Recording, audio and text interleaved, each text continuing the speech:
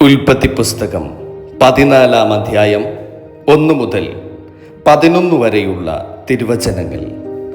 ഷീനാർ രാജാവായ അമ്രാഫിൽ, എലാസാർ രാജാവായ അരോഖ്യ, ഏലാം രാജാവായ കെദോർ ലയോമെർ, ജാതികളുടെ രാജാവായ തീദാൽ എന്നിവരുടെ കാലത്ത് ഇവർ സോദോം രാജാവായ ബേര, ഗോമേര രാജാവായ ബിർശ, ആദ്മാ രാജാവായ ഷീനാഹ്, സെബോയിം രാജാവായ ശെമേബർ, സോവാർ എന്ന ബേലയിലെ രാജാവ് എന്നിവരോട് യുദ്ധം ചെയ്തു. ഇവരെല്ലാവരും സിദ്ദീം താഴ്വരയിൽ ഒന്നിച്ചുകൂടി. അത് ഇപ്പോൾ ഉപ്പുകടലാകുന്നു. അവർ 12 സംവത്സരം കെദോർ ലയോമേരിന് കീഴടങ്ങിയിരുന്നു.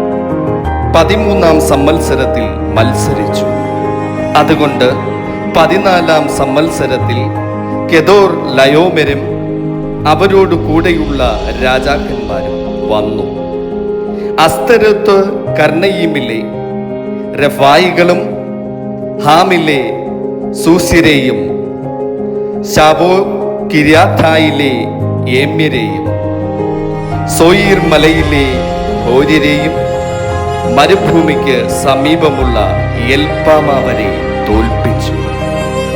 പിന്നെ അവർ തിരിഞ്ഞ് കാദേശ് എന്ന ഏൻമിസ്പാത്തിൽ വന്ന് അമോലോക്യരുടെ ദേശമൊക്കെ ഹസസോൻ താമാരിൽ പാർത്തിരുന്ന ഏമ്യരോട് കൂടെ തോൽപ്പിച്ചു. അപ്പോൾ സോദോം രാജാവും ഗോമേറ രാജാവും ആദ്മാ രാജാവും സെബോയിം രാജാവും സോവോർ എന്ന ബേലയിലെ രാജാവും പുറപ്പെട്ടു. സിദ്ദീം താഴ്വരയിൽ വച്ച് ഏലാം രാജാവായ കെദോർ ലയോമെർ, ജാതികളുടെ രാജാവായ തീദാൽ, ഷീനാർ രാജാവായ അമ്രാഫെൽ, എലാസാർ രാജാവായ അരോഖ്യ എന്നിവരുടെ നേരെ പടനിരത്തി. 4 രാജാക്കന്മാർ 5 രാജാക്കന്മാരുടെ നേരെ തന്നെ. സിദ്ദീം താഴ്വരയിൽ കീഴ്ക്കുഴികൾ വളരെ ഉണ്ടായിരുന്നു. സോദോം രാജാവും ഗോമേറ രാജാവും ഓടിപ്പോയി അവിടെ വീണു. ശേഷിച്ചവർ പർവ്വതത്തിലേക്ക് ഓടിപ്പോയി. സോദോമിലും ഗോമേറയിലുമുള്ള സമ്പത്തും ഭക്ഷണ സാധനങ്ങളും എല്ലാം അവർ എടുത്തുകൊണ്ടുപോയി.